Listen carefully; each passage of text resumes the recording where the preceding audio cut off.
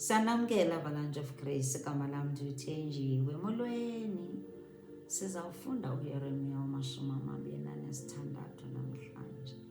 Intloko yakho, isihloko sakhona sithetha ngesongelo kuYeremiya ngenxa yentshumayelo yakhe. Ivesi yokuqala uyasibalisela ke ngoku young prophet uYeremiya. Uthi ndafikelwa lilizwi livela kundikhoyo esaqala ukulawula uJoyakim ukumkani wakwaYuda unyana kaJosiya. Lisithi utsho undikhoyo ukuthi, verse 2, ukuthi yiya phaya eyadini yendlu kandikhoyo ufike uthethe nabo bonke abantu bedolophu zakwaYuda abaze kunqulela endlwini kandikhoyo, ubaxelele konke endakuyalelayo kona, ungashiyi nento le. Verse 3, mhlawumbi bangeva aba bantu elo aguquke ayeke imikhwa yakhe emibi, nam ke ndorhoxa ekubahliseleni intlekele njengoko besendigqibe ukwenza njalo ngenxa yezenzo zabo ezimdaka. Uyayiva ke ngoku nantsi yakhe into imvuselelo ukuthi eyoba xa uyahova esithi esithume uba masiyenze into ekuthume ilizwi masiyithethe inje injalo, ayithethwe inje injalo, ngoba eyona nto ayifunayo ufuna isiguquke. Uyahova akavuyeli uba masitshabalale kwiindlela zethu ezimbi ezingamkholisiyo. Ufuna into efunayo ukuthi abantu babaguqule. Siyakholelwa ke futhi kwilizwi, alibuyeli kuye lingawenzanga umsebenzi walo, alibuyeli kuye lilambatha ilizwi likaThixo. Siyalazi ukuba nje liyabaguqula abantu, nathi lisiguqulile ilizwi likaThixo. Yoloo nto leyo sisitsho ukuthi njena akufuneki ukuthi nje kube khona into esithi hayi siyayilena siyayiyeka namhlanje siyayijika evela kuYehova yona. Kwi-end times masithethe, yasikhuthaza le. Uthi ungashiyi nanye, mhlawumbi bangarhoxa kwiindlela zabo ezimbi. Yitsho. What a loving God we serve. He's a loving God. God is love. Akayiyo le nto ethethwa ngaphaya kwelaa nto befike bemngcwelisa ngoba akenzi into ezifunwa ngayo. Akayiyo le nto abanye abantu abampeyinta uyiyo. He's a loving God. Ufuna nto, ufuna abantwana bakhe baguquke benze into efunwa nguye. Uyayazi into ukuthi ezi choices zethu ngenye ixesha ziyasilimaza. Akazondi muntu, akakuzondi. Guquka Afrika, guquka, buyela kuYehova, suke kwinto ezimbi ezizokhonza abanye oThixo. Khonda izonda njengabantu abahamba bayokhonza abanye oThixo, uThixo ukudlula yonke. Ayizonda kakubi into ukuthi atshe engumdali weli lizwe, thina sibone into ukuthi masihambe siyokhonza abanye oThixo.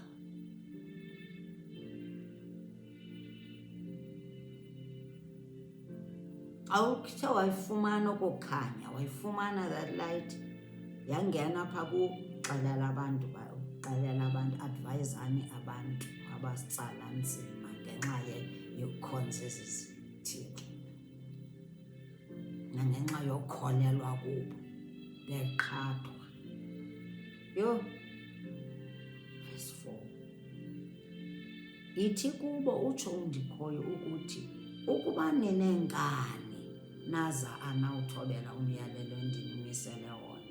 5, ningawuhoyi namazwi ezicaka, eningawahoyi amazwi ezicaka zam abashumayeli endiphindelele ukubathumela kuni, naxa beningabaphulaphuli kakade.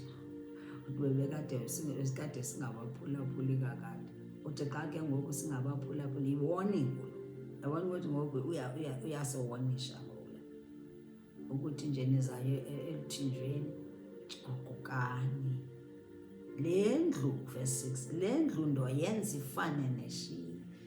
uthi makabaxelele into ukuthi xa bengaguquki ngalaa ndlela bebengamameli ngayo abashumayeli nangendlela abangamameli ngayo yana Yeremiya, uthi laa ndlu uzayijika yena uzakwenza into awayenze eShilo. Wenzani ke Shilo? neShilo wayitshabalalisa. They were defeated ngamaPhilistines, bathatha naloo Ark of Covenant. Yabona ke ngoku xa seveza eyenzeka eShilo, iShilo bayayazi ukuthi kwakwenzeka intoni. Yiyo le nto esiyimfaka engxakini ngokukhosi uJeremiya. Uthi le ndlu ndoyenza ifane neShilo, nesi sixeko sitsho sibe yinto eqalekiswa ngayo phakathi kwezizwe zehlabathi. Abavuselela ke ngoku into ebuhlungu eyake yabehlela. Verse 7. Ababingeleli nabashumayeli kwakunye nabantu xa bebonke bamva uYeremiya ewathetha la mazwi endlwini kaNdikhoya. Hayi, waba strong, waba courageous, waba strong. Wathi ndizawuya phakathi, akoyika. Andithi kaloku uyazi into ukuthi nje uyazazi ukuthi ungumabona kula wayemele ukuthi uyoyika. Wayemele ukuthi hayibo impilo yami ubomi bami sesicingeni mose sondithuma ukuthi ndiye pha, hayi ndiyoyika mna nawuphumelela. Waba njani, wathi ndizawuya. Hayi, wayesomelele ne. Thank you Jesus.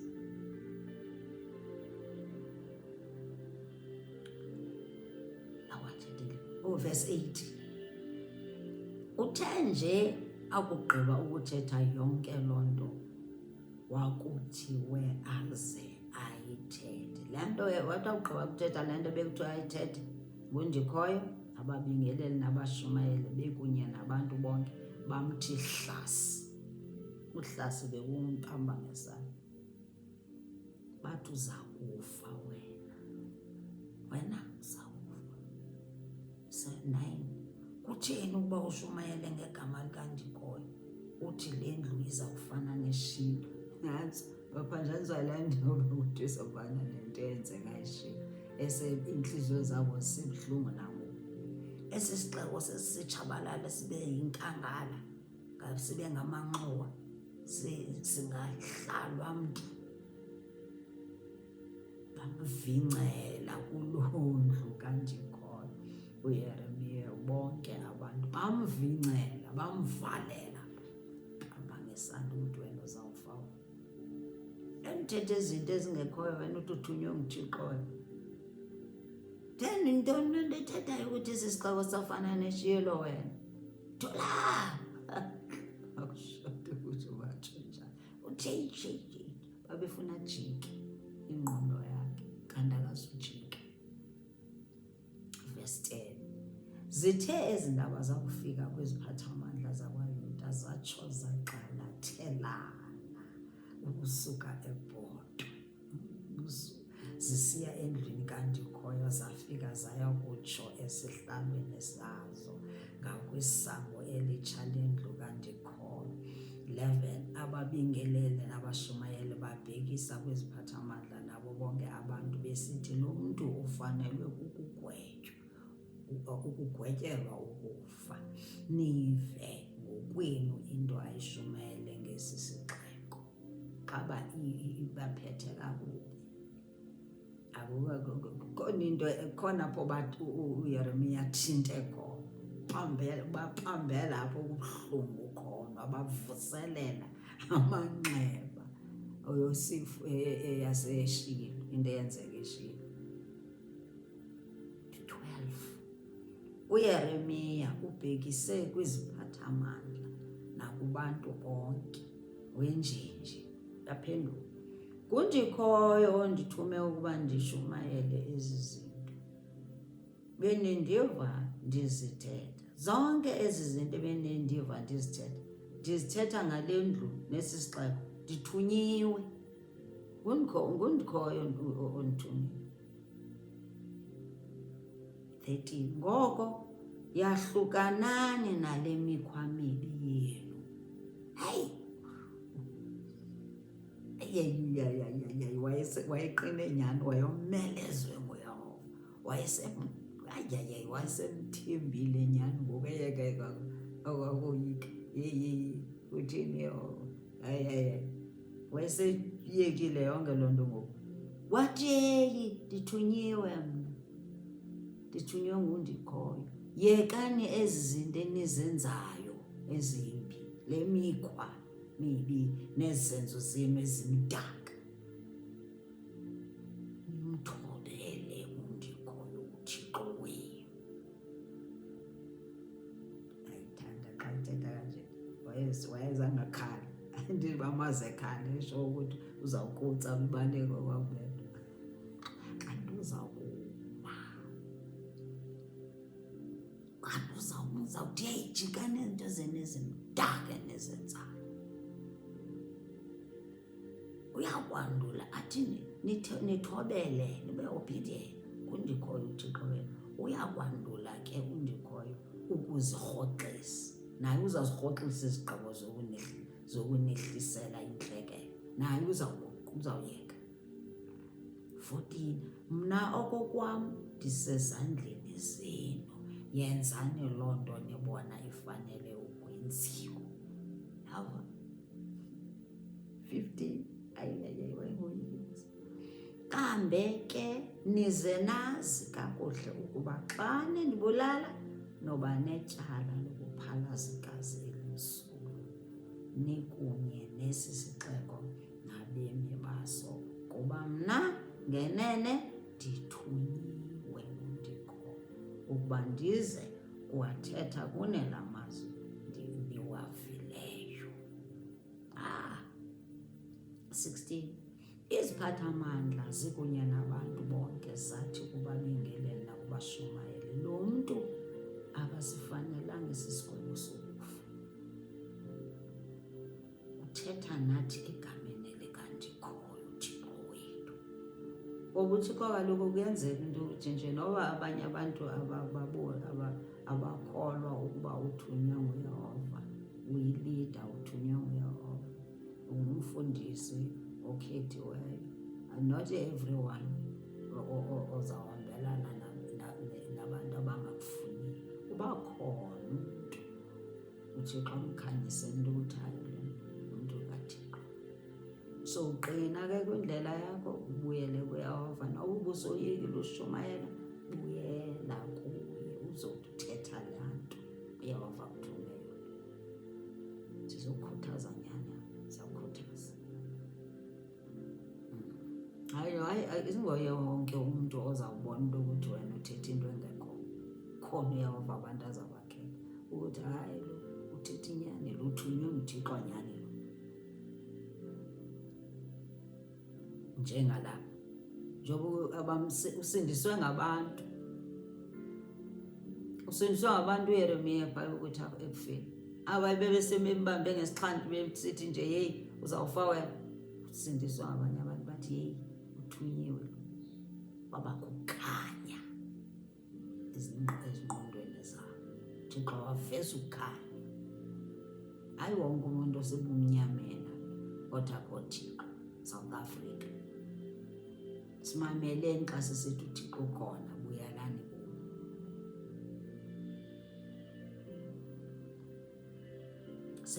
Kwavela amadoda amakhulu eLozo abhekisa kulo intlangano athi kwintlanganiso athi 18, ngemihla kakumkani uHezekiya wakwaYuda kwabakho umfo waseMoresheth owayengumika igama, owathetha nabantu bonke bakwaYuda esithi, utsho undikhoyo uSomandla onke ukuthi iyakuphethulwa ixela intsimi ilinywa eZiyoni, yona iYerusalem ibe yimfumba yamabhodlo, intaba yendlu kaThixo yona ibe ziinduli ezinamahlathi. 19, ingaba uMika wabulawa na ngukumkani uHezekiya kunye nabantu bakwaYuda? Akazange na uHezekiya amoyike undikhoyo azicelele isisa kuye? Akazange na yena undikhoyo ayirhoxise intlekele? abesegqibele ukubahlisela yona na. Thina sisemngciphekweni ukuzihlisela ishwangusha, sizazithathela ishwangusha ngokubulala umntu othunywe nguYehova. Ubakowutela i-incident eyenzekayo kuMika ngexesha likaHezekiya. Uyabona into ukuthi uYehova yabathumela abantu ukuguqula abantu, iintliziyo zabantu, nokuguqula imeko abenza ngayo izinto. Naye uYehova xa beguqukile uyarhoxa. Noba benengqumbe enjalo uyarhoxa naye. Verse 20. Kukwakho nomnye umfo owayengu-Uriya, unyana kaShemaya waseKiriyathi Yearimu, owayeshumayela naye egameni likaNdikhoyo, ethetha kwale nto ithethwa nguYeremiya. Ambona uYehova wakhupha omnye umprofethi ngoku Yehova ukuthi hambe uyoshumayela ngoba uyabona into ukuthi nje abantu abamgini tutututu uYeremiya ngenxa yoba mncinci. Wayesimbona ukuthi mncinci odelele ungadeleli umntu omncinci. Xesha elikhoyo ngoku siyinkokheli zethu ngabantu, sikho iinkokheli zethu ezicawe zincinci kunathi, singathi hayi abathunywa, singathi hayi ayikho le nto abayithetha. Bane-wisdom ngamangala thina aba bancinci kangaka. Power of God in their hearts. Bathanda uThixo ngeentliziyo zabo zonke. So masingadeleli sithi hayi aba bancinci. Hanana saziphosanisa neentsikelelo.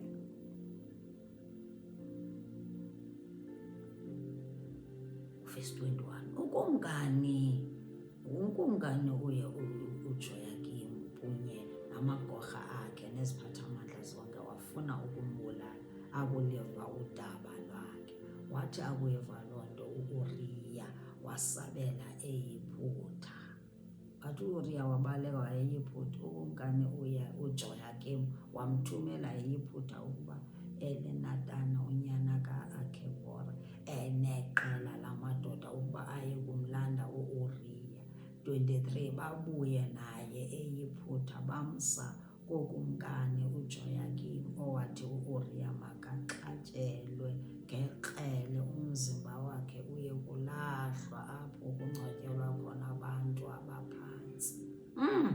Kwavela uAhikami unyana kaShafani waxhasa uYeremiya, akabi sanikezelwa ke eluntwini ukuba abulawe. uYehova kakhona, bambulala lowa umntana womntu ebethunyelwe nguYehova uUriya. Bamxhaxha ngekrele, ngenkohlakalo inhliziyo. Wickedness of the wicked must come to an end apha eSouth Africa nalapha elizweni, bekubulawa abantwana bakaThixo bengenzanga nto, bekubulawa nakakubi. Verse 24. uYehova wavela ke ngoku waveza omnye uAhikami unyana kaShafani waxhasa uYeremiya, akabi sanikezelwa ke eluntwini ukuba abulawe uYeremiya. Yento le chapter 26 ufuna simjonge kakuhle, siguquke futhi siyikhwaze le nto le. Iyasikhuthaza kanjani?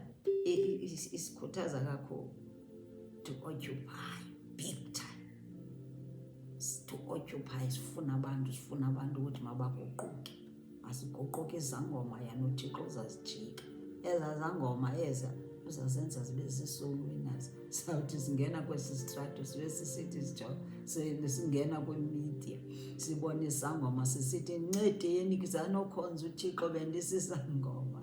Yizani zanokhonza uThixo, ndimbonile empilweni yami ejika ukusokola kwam, ngoba bayasokola, abakho mpilo abantu abangenaThixo. AbangenaThixo abasokoli, basokola to come nice. abalali nolala, abantu alonwabo, abalali nolala. Peace kaloku ivela phi? Ivela kuyehova. Peaceful sleep ivela kuyehova. Aba bantu ababakhonzayo, ezi zithixo zibakhonzayo ziyabathotshana to come nice. Ngoba siyaphi na, masingajikeli. Abantu masithetheni ngenguquko, abantu mabaze kuThixo. uThixo yena ilizwe lakhe alibuyeli ke emuva lelambada, alibuyeli kuye lelambada, liyenza le nto yehova ayithethayo. Masikhuthazekeni, sikhuthazaneni, someleleni endleleni yethu yokholo. Akuzuba lula, nabo abantu bayabulawa, kodwa yehova uzawuprotect. Hayi nguye wonke umuntu ozawubulawa ngabantu. And ke ngoku enye into eseyibalulekile yi-obedience. Obedience. Awena uYeremiya akazange oyike umuntu, wazixelela nje into ukuthi ndizawuhambisa umyalezo. Athi besathi wena uzawubulawa, wathi hey ninani jikani kwezi zinto ezimbi ezimdaka nezenzayo. NoYehova uzayijika le nto ayithetha. Kanti uYehova uzawuveza omnye umprofeti ozawuxhasa. Nawe kukhona abantu uThixo aza, noba usematyaleni angakanani na, ukhona uThixo azawumthumela umntu oza kukukhupha ematyaleni. Uzawuphuma kuloo matyala. Ayazi matyala okuwo, kodwa uYehova yena uzomkhupha umuntu oza kukukhupha ematyaleni. Uzawusindiswa umuntu ozawuthunyelwa nguYehova. Asithembeni uYehova kwi-end times. Asithembeni uYehova, singajiki. Thembekile uYehova. Thembekile uYesu Kristu, unyana kaDavide, owathunyelwayo ukuthi azosifela. Wayengenasono yena uYesu. Yiyo loo nto ethembekile apha empilweni zethu, ngoba wakhetha ukuthi azofela abantu ababemele into ukuthi bafile, engenasono. Abona abantu ababenezono othina, wathi nje nama bangafi, makufe mna endaweni yabo. God bless you. God loves you.